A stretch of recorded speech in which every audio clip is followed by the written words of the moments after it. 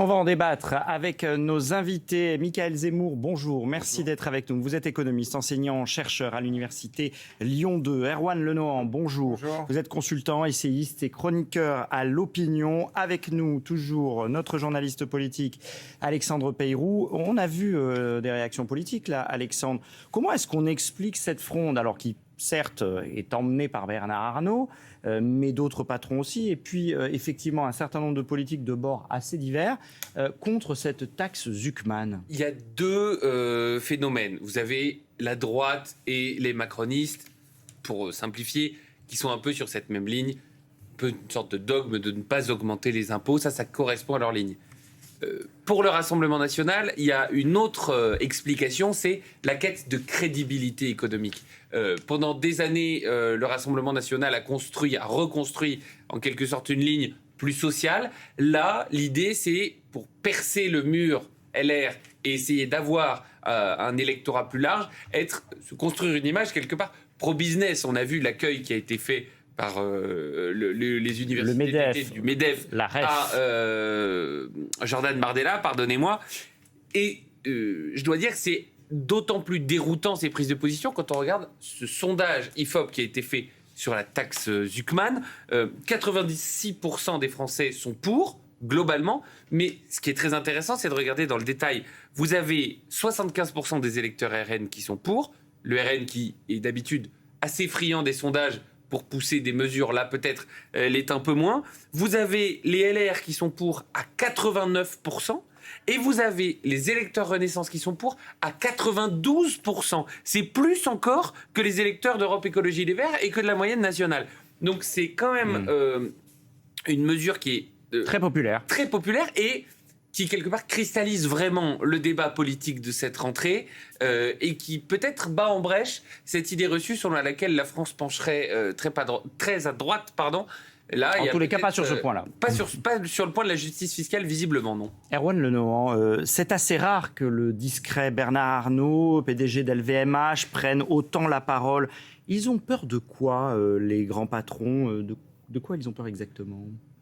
Bernard Arnault a pris la parole là, ce dimanche, il a pris ça avant l'été aussi, de mémoire, sur la question économique. On sent que là, il monte un peu plus au créneau que d'habitude. Il est plus discret d'habitude. Et je ne pense pas que ce soit une préoccupation uniquement des grands patrons. Si vous aviez des journalistes à la REF, ce n'est pas que les grands patrons. La CGPME, ce n'est pas que les grands patrons. Et il y a une inquiétude générale. Bien sûr, mais la taxe Zuckman, c'est 1800 foyers fiscaux. Bien sûr. Donc on ne parle pas des PME. Non, on ne parle pas des PME, mais vous m'interrogez sur pourquoi est-ce que Bernard Arnault prend la parole. Je pense que Bernard Arnault prend la parole parce qu'il y a dans le monde économique aujourd'hui une inquiétude très forte sur la situation économique du pays, les solutions qui vont être trouvées pour les relever les défis qui sont devant nous, notamment celui de la dette et des finances publiques, et qu'il est l'expression dans l'ensemble de cette inquiétude une représentation de l'ensemble du patronat. Je pense qu'il y a évidemment le sujet de la taxe Zuckman qui le fait prendre la parole parce qu'il est très directement versé. Vous dites c'est 1800 foyers. Il est concerné, oui. En réalité, c'est 1800 foyers dont celui de Bernard Arnault, qui paieraient en moyenne 11 millions d'euros d'impôts par an. Et en fait, dans les détails, visiblement, je crois que Bernard Arnault, c'est plus 4 milliards d'impôts par an. 3,7. Ou 3,8. Enfin, qu'importe, c'est plusieurs milliards. Donc on comprend bien qu'il prenne la parole, puisque ça a pour lui un effet qui est très immédiat. Mais au-delà de cet effet très immédiat, j'insiste, il y a aujourd'hui une inquiétude économique qui est très forte dans le pays et qui, à mon avis, pousse au fait qu'il y ait une demande de parole du point de vue des patrons. Michaël Zemmour, comment vous regardez cette fronde des patrons au-delà et puis cette figure de proue qui est en train de s'installer, qui est Bernard Arnault au cœur de ce combat? Je pense qu'il y a un peu de panique, effectivement, mais c'est assez classique. C'est un contribuable qui s'exprime et qui n'a pas envie de voir augmenter ses impôts. Au-delà, effectivement... je vous coupe, mais on a eu des milliardaires, des personnes qui gagnent énormément d'argent, qui ont fait des tribunes parfois pour dire « nous, on est d'accord pour être plus taxés ». Ça existe aussi. Oui, ça existe, manifestement pas lui, sinon il serait moins vocal. Je pense qu'au-delà simplement du montant, il y a la peur d'être contrôlé. Et ça, pour moi, c'est un enjeu très important de la taxe Zuckman. Votre revenu, il est connu quasiment au mois près par l'administration fiscale. Votre patrimoine immobilier, il est connu par la taxe foncière. Par contre, le patrimoine des grandes fortunes, en fait, il n'est pas connu par l'administration fiscale. Il est estimé par les économistes. Et donc, un des effets de la taxe Zuckman, ça serait de mettre en place un cadastre et de savoir qui possède quoi et à quelle vitesse ça augmente. Et je pense que c'est un des éléments qui fait très peur aux très grandes fortunes, parce qu'à partir du moment où l'administration fiscale sait qui possède quoi, alors il devient possible de les taxer. Le deuxième point qui est important, c'est que la taxe Zuckman, ce n'est pas une taxe de répression, c'est une taxe de vérification. On vérifie que les très grandes fortunes payent un impôt sur le revenu qui est au moins égal à 2% de leur patrimoine. Bernard Arnault a dit qu'il se voyait comme le premier contribuable de France. Si c'était vrai à titre personnel, la taxe Zuckman n'aurait pas d'effet sur lui. Parce que l'impôt sur le revenu pour les grandes fortunes, il est autour de 30%. Le problème de notre système fiscal, c'est qu'il est possible pour les très grandes fortunes de déclarer 0 euros de revenus à titre personnel, parce que tous les revenus qu'ils ont sont dans les sociétés qu'ils contrôlent. Et quand c'est comme ça, il n'y a pas d'impôt sur le revenu. Donc l'idée de la taxe Zuckman, c'est de dire on va vérifier. Soit vous versez des revenus et vous êtes imposé sur le revenu, soit ce n'est pas le cas, et on va regarder le patrimoine que vous contrôlez, et de manière défensive, on va le prélever à 2%. Et donc, c'est peut-être cette vérification que Bernard Arnault ou d'autres milliardaires ne veulent pas avoir mise en place. Erwan Lenoir, il a peur de vérification. Bernard Arnault, il a peur. Peut-être qu'il n'est pas le seul à avoir peur de. On sait qu'il y a de l'optimisation fiscale, mais l'optimisation fiscale, c'est légal. Je crois honnêtement pas que les grandes fortunes, mais je ne sais pas comment s'organise exactement la famille Arnault, mais je ne crois pas qu'ils aient peur du contrôle. C'est des entreprises qui sont déjà extrêmement contrôlées, que l'administration fiscale connaît très bien, et eux-mêmes connaissent très bien l'administration fiscale. Je ne crois pas que le contrôle soit vraiment le sujet. Il y a des questions qui peuvent exister techniques, mais ça, ils en parlent déjà aujourd'hui avec l'administration fiscale, qui à nouveau les connaît très bien. Moi, je crois que la vraie inquiétude, elle est sur l'effet économique de ces mesures. Elle est au demeurant pas tant quand vous entendez une grande partie des patrons, ils vous disent pas nous on est contre l'impôt, ils vous disent on est contre cet impôt qui va toucher le patrimoine professionnel. On parle pas du patrimoine personnel, on parle des entreprises qui appartiennent à ces dirigeants. L'effet économique. La mesure, elle parle de patrimoine d'un foyer fiscal, elle parle pas du patrimoine professionnel d'une entreprise. Bien sûr que si. La mesure Zuckman, elle est évaluée en fonction de la valorisation du patrimoine professionnel. C'est bien pour ça du patrimoine globalement. C'est pas y compris le patrimoine professionnel, mais pas seulement. Et c'est bien pour ça que François Hollande est contre et qu'il rappellera avec une partie du Parti socialiste que quand François Mitterrand a instauré l'ancêtre de l'ISF, il avait volontairement exclu le patrimoine professionnel. Cette taxe aujourd'hui, elle va beaucoup plus loin que l'ISF de François Mitterrand. C'est quoi le problème alors ? Mais le problème, c'est que vous taxez des gens sur une valeur estimée qui n'est pas de l'argent qu'ils ont. Autrement dit, votre chemise, on va dire que votre chemise, on va estimer aujourd'hui, le marché va croire que votre chemise a un immense potentiel de réussite. C'est pas gagné. Mais pourquoi pas ? Et elle va être valorisée à 2 milliards d'euros. Qu'importe les revenus que vous ayez. C'est exactement le cas Mistral. Et donc, on va vous dire, votre chemise étant estimée à 2 milliards d'euros, c'est votre outil de travail ou votre micro, eh bien, vous devez payer. Et si vous ne pouvez pas, les propositions qui sont faites, c'est vous revendez. Concrètement, c'est ça, la taxe Zuckman. On joue sur les mots parce que effectivement, la taxe Zuckman, elle prend l'ensemble du patrimoine, mais ce que monsieur appelle patrimoine professionnel, c'est les actions détenues par les grandes fortunes. Et dans ces actions, il y a des actions de grandes sociétés qui sont en fait liquides et qui peuvent être revendues. Puis il y a des holdings. Et en fait, toute la difficulté, c'est que ces très grandes fortunes, elles arrivent à habiller en patrimoine professionnel l'intégralité ou la quasi-intégralité de leur patrimoine. Et donc c'est facile, c'est chat perché. Je ne me verse aucun revenu, je n'ai que du patrimoine professionnel, oulala, ne touchez pas à mon outil de travail. Et donc, effectivement, la logique de la taxe Zuckman, c'est de prendre en compte l'ensemble de ce patrimoine parce que ces personnes, elles ont bien un train de vie. Qui peut croire que les personnes qui sont multimillionnaires, milliardaires, vivent avec 0 euros ? Et en fait, ce qui se passe, et ce que démontrent les travaux, c'est que les entreprises qu'elles possèdent, et notamment ces holdings, elles contribuent à leur train de vie. Et donc, effectivement, cette taxe Zuckman, c'est une taxation défensive. Soit ces revenus sont observés par l'administration fiscale parce que les individus se les versent, soit ils ne sont pas observés. C'est gardé sous forme d'actions, de sociétés, de ce qu'on peut appeler du patrimoine professionnel, de très grandes entreprises. On ne parle pas du four du boulanger. Et à ce moment-là, on va vérifier la taille du patrimoine et on va avoir une taxation défensive. Si vous payez 1% de votre patrimoine en impôt sur le revenu, on rajoutera 1% forfaitairement. Non, mais ce que vous dites n'est pas vrai. C'est-à-dire que d'abord, premier point, vous dites que les actions sont liquides. Vous sous-entendez bien qu'ils devraient être conduits à revendre une partie de leurs entreprises pour payer leurs impôts.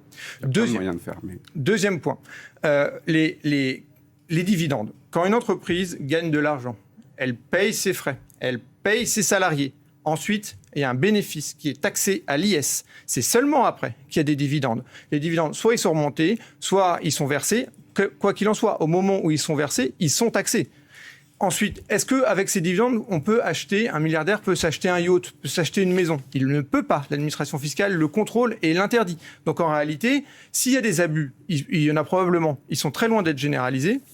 L'administration fiscale a les moyens de les contrôler. Il y a ce qu'on appelle l'abus de droit, qui est un dispositif être généralisé, quand on parle d'abus à ce niveau-là de patrimoine, ça peut faire beaucoup d'argent. D'accord. Je vous rappelle que le principe, c'est de faire des économies et d'essayer de réduire le déficit de l'État. C'était ça la base de la taxe. Bien sûr, mais encore faut-il démontrer que ces abus sont réels, nombreux et suffisamment importants pour qu'on aille prélever 20 milliards d'euros sur des gens au prétexte qu'il y en aurait un ou deux qui éventuellement auraient fait des abus, qui au demeurant ne sont pas démontrés ni chiffrés. C'est d'ailleurs une des critiques qui est faite à la taxe Zuckman, Michaël Zemmour, c'est qu'elle ne permettrait pas un tel rendement et même sa faisabilité est mise en doute par certains économistes. Vous, quel est votre point de vue ? Alors, je trouve que c'est la meilleure raison de la mettre en place, c'est qu'effectivement, aujourd'hui, l'administration fiscale n'observe pas les très hauts patrimoines et notamment, elle n'observe pas à quelle vitesse ils grossissent. Et la vitesse à laquelle ils grossissent, c'est une bonne idée de la vitesse à laquelle les individus s'enrichissent. Et donc, aujourd'hui, on ne peut faire que des estimations du rendement de la taxe Zuckman. Elle est estimée autour de 20 milliards, mais on aura besoin que Bercy sache, comme pour votre patrimoine immobilier, comme pour mon revenu, quel est le patrimoine des très grandes fortunes pour savoir quel sera son rendement exact. Et donc, il y a une inconnue. Il faut la mettre en place pour observer cette assiette fiscale. La deuxième chose, c'est que Gabriel Zuckman, c'est pas un militant comme il a été décrit. En fait, c'est un universitaire et sa contribution à la compréhension de nos économies, c'est la suivante. Il a démontré que l'évasion fiscale des grandes entreprises, l'optimisation des hauts patrimoines, c'était pas anecdotique. Moi, je pensais que c'était anecdotique. Dans les années 2000, on disait, bon, c'est pas très moral, mais c'est anecdotique. Il a démontré que ça faisait des trous considérables au niveau des économies nationales, dans les circuits économiques et dans les recettes fiscales, et que c'était un trou systémique. Nos impôts sur le revenu, dans tous les pays, mais en France en particulier, ont des trous tellement importants qu'on n'arrive pas à taxer correctement les revenus.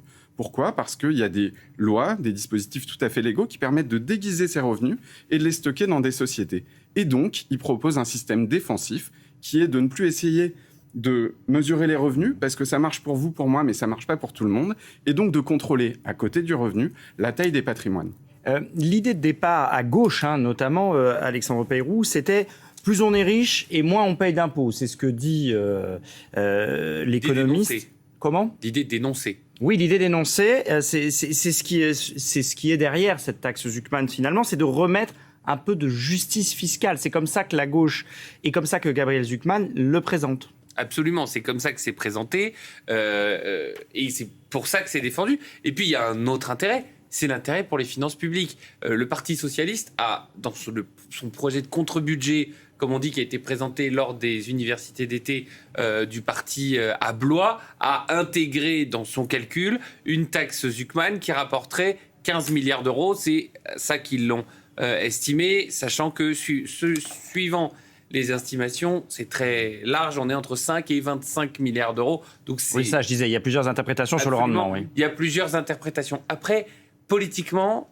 que la gauche cherche à taxer les hauts patrimoines, c'est d'une logique implacable. C'est pas surprenant. Ça fait partie de l'ADN politique de la gauche. C'était le cas avec l'ISF jusqu'à sa suppression par Emmanuel Macron. Ça fait partie de l'ADN de la gauche. Et c'est pour ça qu'il demandait le retour de cet ISF jusqu'à ce que la taxe Zuckman entre dans le débat. Et le principe qui est défendu par la gauche, c'est que la taxe Zuckman permettrait de, quelque part, rattraper les inégalités d'impôt sur le revenu. D'ailleurs, c'est intéressant de l'expliquer parce que on parle beaucoup de cette taxe. C'est un impôt, ce qu'on appelle différentiel. C'est-à-dire que si demain, vous, moi, Jean-Christophe, on doit payer, mettons, c'est les 2% de notre patrimoine représenté 20 milliards d'euros. Si on paye déjà 15 millions d'euros, pardon, d'impôts, cette taxe Zuckman ne serait que de 5 millions d'euros pour atteindre ce plafond de 2% du patrimoine. Donc ça n'est pas une taxe qui, en plus, s'ajouterait aux impôts qui sont déjà payés. C'est une taxe différentielle, c'est un appoint, si vous voulez, pour atteindre un seuil qu'on définirait de moyens d'impôt sur le revenu. Alors, c'est dans l'ADN de la gauche, donc c'est assez logique, cette demande. Mais vous nous le disiez tout à l'heure, j'aimerais qu'on le revoie, ce sondage IFOP commandé par le Parti socialiste qui nous dit que 86% des Français adhéreraient à cette taxe Zuckman, c'est-à-dire que les Français perçoivent ce besoin de justice fiscale. Et quel que soit leur parti politique, pardonnez-moi, oui, c'est-à-dire, c'est ce que je disais tout à l'heure, LR, RN, même Renaissance sont pour, ce qui n'est pas dans la tradition. Alors que les leaders de Renaissance viennent en direct sur France Info, puisqu'on a suivi le meeting de rentrée de Renaissance, Gabriel Attal et Gérald Darmanin, de dénoncer cette taxe Zuckman. Erwan Le Nohan, on peut aussi entendre que les Français ont besoin, parce qu'ils ont l'impression qu'ils passent beaucoup à la caisse, de voir que les ultra-riches vont passer à la caisse aussi. Oui, mais alors il y a des éléments très intéressants dans tous les présupposés de ce que vous venez de mentionner. D'abord, on part du principe que les riches ne payent pas d'impôts, ou payent moins d'impôts que les classes moyennes. Enfin, ils en payent beaucoup, évidemment, mais proportionnellement à ceux qui gagnent ou à leur patrimoine, ils en payent moins. Des études de l'INSEE qui vous montrent qu'en réalité, toutes les classes moyennes, en dessous de toutes les classes moyennes, tout le monde est bénéficiaire. C'est-à-dire, on touche plus qu'on ne paye. D'accord ? Tous les gens non riches, j'allais dire, et selon l'étude de l'INSEE... 70% des gens. Oui, c'est ça. Pas tout le monde, mais... 70%, c'est quand même la majorité des Il en reste Français. 30%.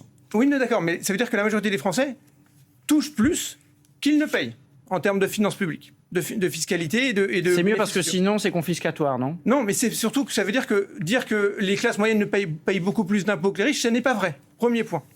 Deuxième point, c'est le fait que l'impôt soit régressif. C'est-à-dire que plus on est riche, moins on paierait.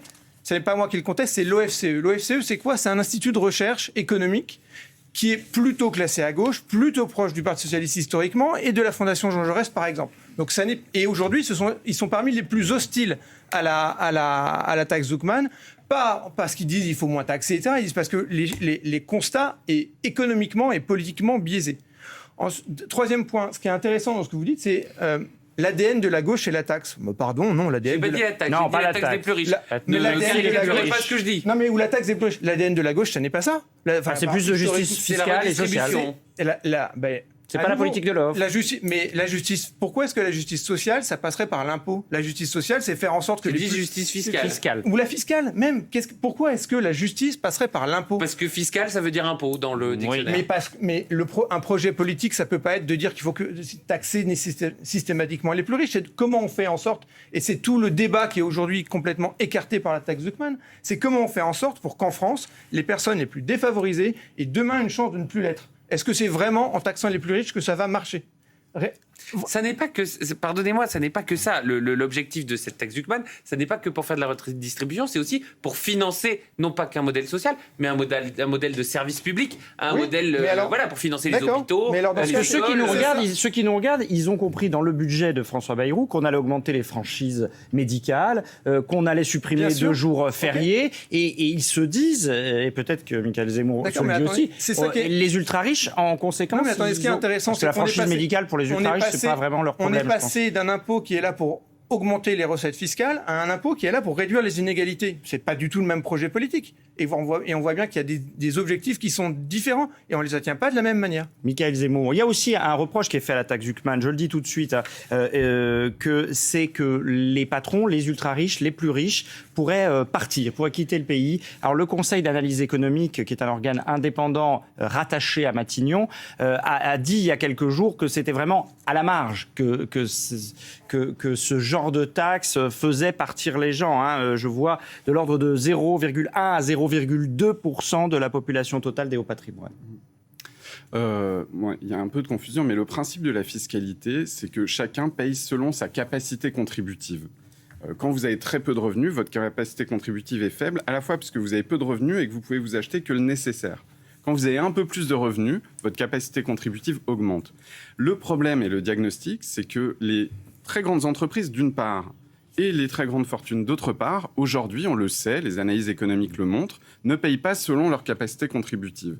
Et donc, un des enjeux, c'est de corriger ça et de faire en sorte que chacun paye selon sa grandeur économique et sa capacité à payer. Et là, vos collègues de l'OCDE ne sont pas d'accord. De l'OFCE, pardon, ne sont pas d'accord. Alors, justement, Pour revenir là-dessus, mes collègues de l'OFCE, ils ont pointé quelque chose de très important. La difficulté qu'on a aujourd'hui à financer les prestations sociales, les services publics, c'est la baisse de l'imposition qui a eu lieu depuis 2017 et qui a creusé des trous dans les caisses.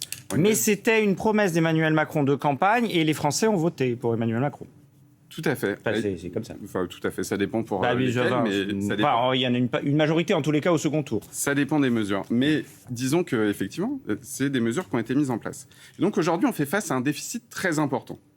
Parce qu'il y a eu des baisses d'impôts importantes, l'impôt sur les sociétés, par exemple, la taxe d'habitation aussi, sur les ménages. Et l'an passé, pour résorber un peu ce déficit, il y a eu une taxation exceptionnelle sur les très hauts revenus, 3 milliards d'euros, 7 milliards d'euros d'impôts exceptionnels sur les très grandes entreprises. L'enjeu, pour moi, ce n'est pas que la taxe Zuckman. L'enjeu, c'est de savoir, par exemple, est-ce que ces impôts exceptionnels qui avaient été mis en place l'an passé vont être supprimés, auquel cas on a fait un pas en avant et on refait un pas en arrière. Et est-ce que, finalement, pour résorber le déficit, on va mettre en grande difficulté des choses qui sont essentielles à notre économie, y compris à son attractivité. Mais justement, au système d'éducation, au système de santé. On parle de l'attractivité de l'économie. Malgré tout, il y a un argument qui quand même rentre bien dans l'opinion, c'est cette question sur les start-up, sur les entreprises innovantes. Gabriel Attal Mistral a parlé de cette fameuse entreprise Mistral. On a reçu dans le journal de 20h cette semaine Arthur Mensch, son PDG, qui dit moi je ne suis pas contre la justice fiscale, c'est juste que je ne peux pas la payer. Est-ce que malgré tout il y a un angle mort dans cette taxe Zuckman ? Non, je ne crois pas. Je pense qu'on est au stade de la proposition qu'au moment de la mise en œuvre par Bercy, et ils savent faire, ils ont déjà fait ça de très nombreuses fois, il faut qu'ils regardent quelles sont les modalités de mise en œuvre. Une des propositions, je crois, c'est que les actionnaires, par exemple, de Mistral, donnent en pension à l'État pour une durée temporaire jusqu'à ce qu'ils puissent rembourser une toute petite partie du contrôle de la société. Donc c'est une solution technique. Il peut y en avoir d'autres. Mais je ne pense pas qu'il y ait d'angle mort de ce côté-là. Je pense que la question est bien posée. Et que c'est un peu étonnant, ce raidissement juste sur cet élément-là. Merci à tous les trois de nous avoir éclairés. Sûrement que le débat va continuer dans les prochaines heures et les prochains jours. À n'en pas douter.